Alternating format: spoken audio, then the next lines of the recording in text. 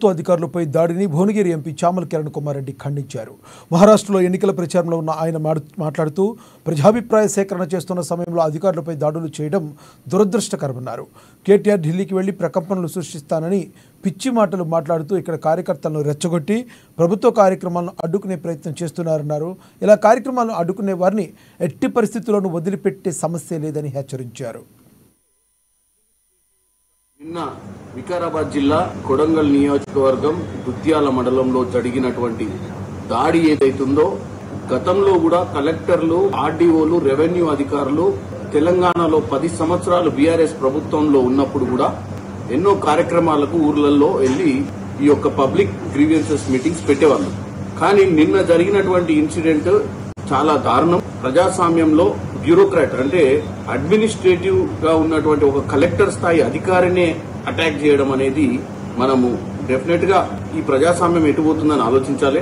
10 ఏళ్ల పాలన పోయిన తర్వాత బీఆర్ ఏ విధంగానైనా కాంగ్రెస్ ప్రభుత్వం చేస్తున్నటువంటి మంచి పనులను అడ్డుకోవాలని ప్రయత్నం క్లియర్ గా కనపడుతుంది. ఫార్మా సిటీ కోసం అని చెప్పి అంటే ఫార్మా కంపెనీలు ఏర్పాటు కోసం అని చెప్పి అక్కడ పబ్లిక్ గ్రీవియన్సెస్ ని ఏర్పాటు చేసి పబ్లిక్ ఒపీనియన్ తీసుకునే ప్రయత్నం చేస్తున్న సమయంలో ఏదన్నుంటే చర్చ చేయాలి. గాని నిన్న మనం చూసినట్టయితే ఆ యొక్క దాడిని ప్రోత్సహించిన వారందరూ కూడా బీఆర్ఎస్ కార్యకర్తలుగా మనం నిన్న గమనించాం. సో బీఆర్ఎస్ పార్టీ ఎట్టి పరిస్థితిలో వాళ్ళ 10 ఏళ్లలో దోచుకుందే కాకుండా ఈ రానున్న ప్రభుత్వంలో అంటే ఈ 10 నెలల ప్రభుత్వం చేస్తున్నటువంటి మంచి కార్యక్రమాలను ఎట్టి పరిస్థితుల్లో అడ్డుపడాలని, ఎట్టి పరిస్థితుల్లో ఈ ప్రభుత్వంలో ఒక్క కార్యక్రమం కూడా సక్రమంగా జరగొద్దని.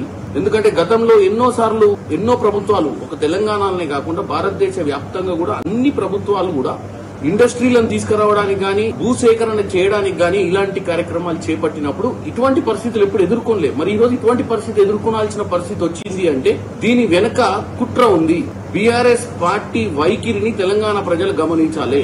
ముఖ్యమంత్రి సొంత నియోజకవర్గంలో ఇటువంటి కార్యక్రమాన్ని చేసి ఏం మెసేజ్ పంపించాలని చూస్తుర్రో మీరు అందరూ తెలుసుకోవాలి. ఎందుకంటే 10 ఏళ్లలో నీళ్లు, నిధులు, నియామకాల నినాదంతో తెచ్చుకున్న తెలంగాణను తుంగలకు దొక్కడమే కాకుండా ఈ రోజు అన్ని చేసి ఒక ఎంప్లాయ్మెంట్ క్రియేట్ చేయాలి, నిధులతో పాటు విధులు అంటే ఉద్యోగాలు అన్ని కూడా క్రియేట్ చేయాలన్న ఒక ఆలోచనతో ముఖ్యమంత్రి ముందుకు పోతుంటే ఎంతో డబ్బు కొడంగల్ నియోజకవర్గం ఆయనను ముఖ్యమంత్రి చేయడానికి అక్కడి నుంచి ఎమ్మెల్యే గెలిపించినటువంటి కొడంగల్ నియోజకవర్గం సేవ చేయాలనుకుంటే ఒక 10 మందిని రెచ్చగొట్టి అక్కడికి పోయిన అధికారులను అటాక్ చేయడానికి చూస్తుంటే ప్రజాస్వామ్యం ఎటుపోతుందో అర్థం చేసుకోవాలి. కేటీఆర్ పోయి ఢిల్లీలో కూర్చొని ప్రకంపనలు సృష్టిస్తున్నా అని చెప్పి పిచ్చి మాటలు మాట్లాడుతూ ఇక్కడ కార్యకర్తలను రెచ్చగొట్టి ఇక్కడ కార్యక్రమాలు ఆపే ప్రయత్నం ఏం చేద్దాం అనుకుంటారు. డెఫినెట్ గా వీళ్ళ మీద యాక్షన్ తీసుకుంటాం. ఇటువంటి కార్యక్రమాలు ముందు ఎక్కడ చేసినా గానీ ప్రజలు కూడా ఇటువంటి చర్యలు తీసుకునే వాళ్ళ మీద మీరు కూడా నిఘా ఉంచాలి. ప్రభుత్వం